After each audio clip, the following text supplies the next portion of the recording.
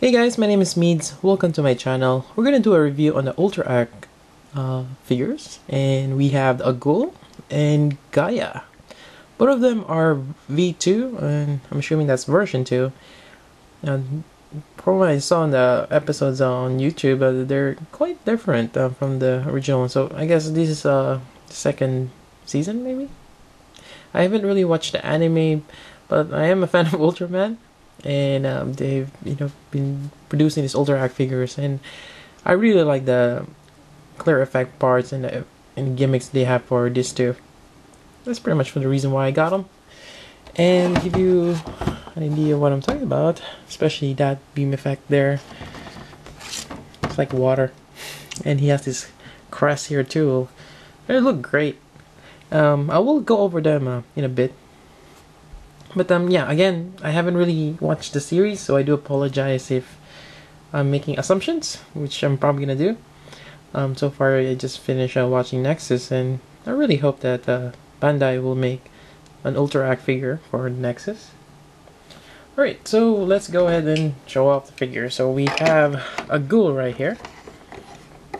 And let's bring out Gaia. Alright, so who should we start first? Why don't we start with Gaia first, then we'll go over Agul after. Alright, so we have Gaia in front of us, and before we get to articulation and everything like that, and I got this from HLJ. It comes with these special effect parts. I think I've shown that in my other video, perhaps. And these are really great. I really love these things, and I'm really glad I got this figure. I didn't even know that it comes with this splash effect parts, which are really awesome. Just looking at detail. I mean, you can have it facing this way or this way.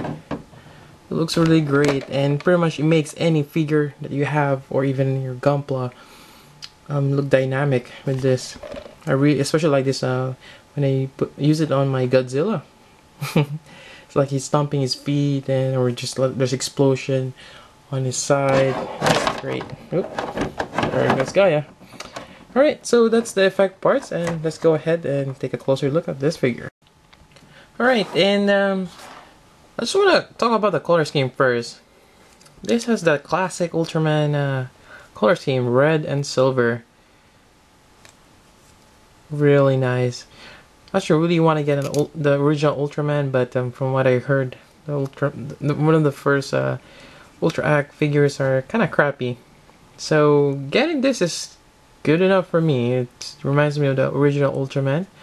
Really great. Let's go with the head first.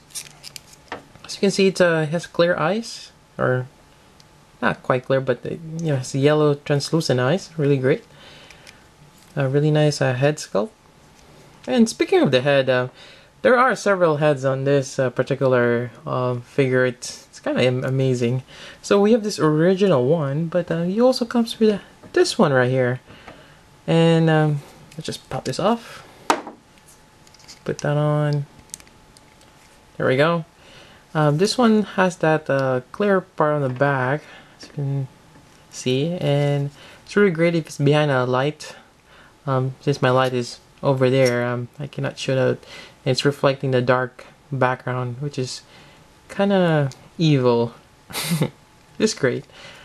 And the other one they have is this one. It's really big, and this is pretty much Gaia's signature move, where he creates this huge horn that reminds you of the unicorn, and uses to whip his enemy. So first he I think he charged up. Again, I'm not familiar with the series, but he charged up and just use this and whip his enemy. Really nice. I really like this gimmick. And it's very unique for this particular Ultraman.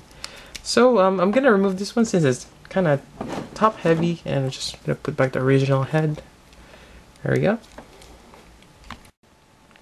Alright, so we have Agul here, and this particular one, again, I put the one with the clear. So we do have the original head here, and the one that you can see the backlight.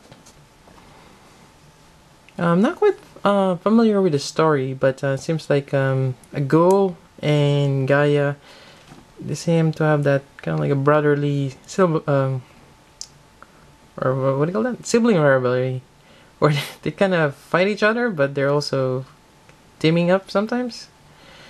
Yeah. This is kind of like Agul, or sorry, this is Agul, but this is kind of like Gaia, same sense that they have the same markings, just that Agul is blue.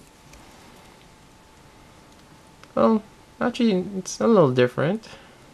It's more stripes, or actually, it doesn't have much silver on the lower leg, and it has that more pronounced crest as opposed to Gaia. And then pretty much it's the same articulation, so I'm not gonna go on that one. And also, you're gonna have this crest here again when it's low, getting low in energy. In terms of hands, pretty much the same as Gaia's. So you have this open, like open hand, and you have this 4 fingers for the special attack. And also, you're gonna have this. In particular, this one, you're gonna have this hand, the partial one, to connect. And interestingly enough, this is clear. That's the same thing. And another cool effect, you're not gonna get the huge crest because that's Gaia's special move. But in particular, let me just take that off. You're gonna have this effect part right here, which I'm just gonna connect. And I'm pretty much just imitating the box art. But here's one of the cool poses that you can do with Agul. This beam effect part is kind of cool, but it's kind of weird since he doesn't have his hand, but it seems like his whole hand is glowing, and this is sticking out kind of like a sword. So that's kind of cool. Again, yeah, you can have these guys in different poses, whichever you want to, and even if you're a fan of the TV series, you can do cool poses that you're familiar with. It's really great. And oh yeah, before I forgot, there's also this particular effect part. It's kind of like water, but well, I'm kind of assuming Agul is kind of like agua, which is water. So it's effect parts, and Gaia is pretty much earth. Alright, and to put that in, you gotta remove both of his hands. It's kind of weird. And you're pretty much gonna put the wrist on that. And I'm just gonna do that off camera. Alright, and after playing around with it, and it's kind of actually, the peg or the wrist ball joint doesn't really stick well to this, but right now it is, but you just have to push it forward. I did see a little bit of stress mark on my wrist, so gotta be careful. But this is really amazing, and let me put a stand since this is gonna be quite heavy. There we go. I'm not even sure if you can hold this up, this pose. It's gonna be quite heavy. And let's see, actually, let's make him lean back. But that's gonna be, it'll take a while for me to balance him, but you get the idea. And I think this is one of the selling points of Agul. This effect part's really great, really amazing. So again, you're gonna have this for Agul, and you have that crest for Gaia. And that's pretty much the review for these two awesome Ultra Act figures. Again, we have the Agul, the blue one, and Gaia, the red one. And these two are really amazing. I had lots of fun posting them, as you can see here. They're really great figures. Even if you haven't watched the movie, or not movie, but the series, but you're a fan of Ultraman, these two are really awesome, and it'll be great for your collection. Again, if you get lucky enough, you might even get this. If you do order from HLJ, this is pretty much where I get my Ultra Act figures.